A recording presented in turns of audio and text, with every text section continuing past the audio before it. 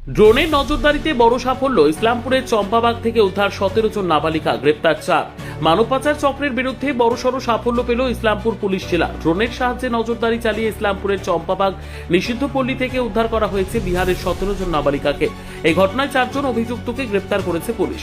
Police সূত্রে জানা গিয়েছে, শুক্রবার গোপন সূত্রে খবর আসে যে বিহার থেকে একাধিক নাবালিকাকে পাচার করে চম্পাবাগ এলাকার নিষিদ্ধ পল্লীতে এনে রাখা হয়েছে। খবর পেয়ে ইসলামপুরে পুলিশ জেলার পক্ষ থেকে বিশেষ অভিযান শুরু হয়। অভিযানে প্রথমবারের মতো ড্রোন ব্যবহার করে গোটা এলাকায় নজরদারি চালানো হয়।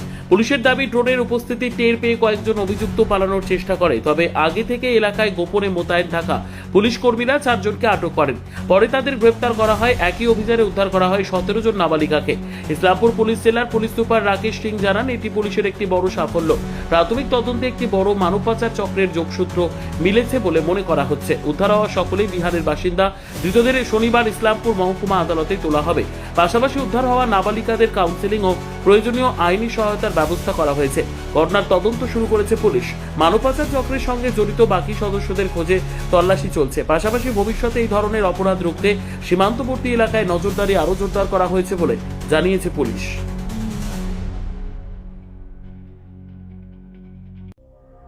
সংবাদটি নিবেদন করছেন স্বস্তিলোক উৎসব ভবন, গঙ্গারামপুর, দক্ষিণ দিনাজপুর।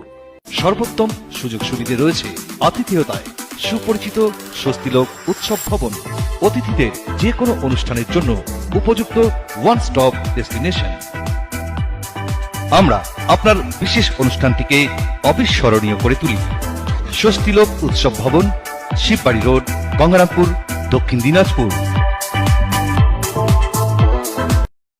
ব্যুরো রিপোর্ট, উত্তর বাংলা সংবাদ।